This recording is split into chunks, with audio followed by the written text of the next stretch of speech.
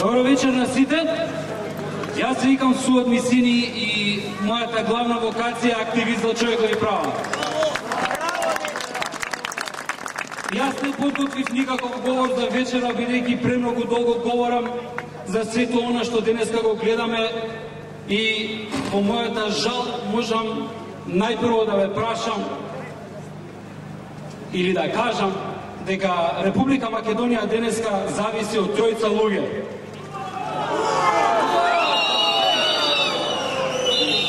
Ама тие тројца луѓе не се оние кои што вие мислите во моментот. Тоа се главните луѓе на трите најголеми банки денеска, без кои Република Македонија, односно без нивното купување на државните записи, Македонија за 24 часа би колабирала. И затоа, говорејќи со години за банкротот кој што ни се заканува, не е тоа само банкротот визави колку ние сме задолжени, туку е банкротот визави она колку ние можеме да враќаме. Од тој аспект, ова до сега најгалантна влада, би рекол, во историјата на Република Македонија, денеска објави дека врати 2% од државниот долг. Не сум сигурен дека е така, бидејќи самите велат дека дупката во девизните резерви од кои што се вратија парите ќе биде надополнета со ново задолжување. Значи 3 дена, 6 дена ќе трае раздолжувањето.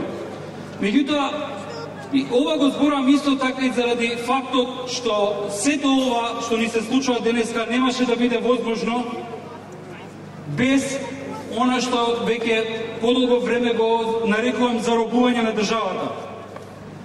Само заробена држава, заробени институции, заробени закони, обструиран устав, веќе и уставен суд, може да овозможат да некој прави што сака и како сака, давајќи образложувања кои што се во најмала рака манипулација и навреда за граѓаните.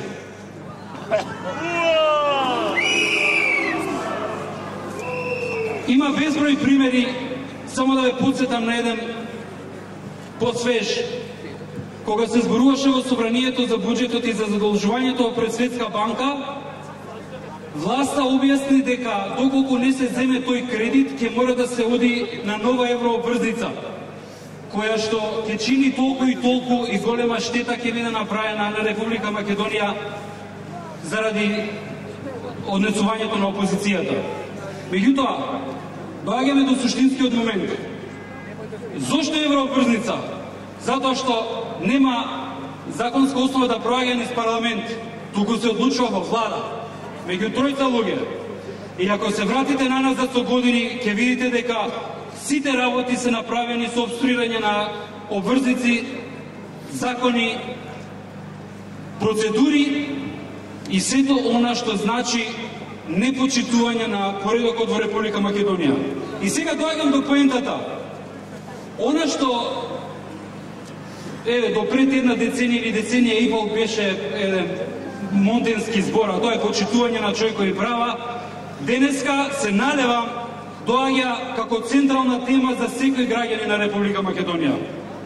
Во ситуација кога притворот е казнена мерка, во ситуација кога ретко кој може да истера правда во суд, во ситуација кога секој може да биде обвинет за било што, секој му ќе му дојде на врата. И ако народот во Република Македонија е и понатаму подготвен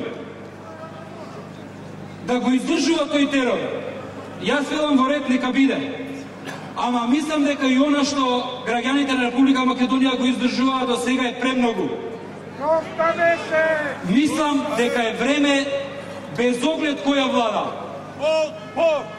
народот на Република Македонија заслужува да се ослободат институциите, да прекине грабежот, да прекине криминалот, да се воведе ред и да се погледне напред кон иднината. Оваа држава да опстане и да биде нормална демократска држава. Друг исход не може да има. Но тоа е можно само со слободни граѓани. Не заборавајте дека ниеден диктатор не е возможен без народ кој што го воздигнува. И само слободни граѓани градат слободна држава. И благодарам.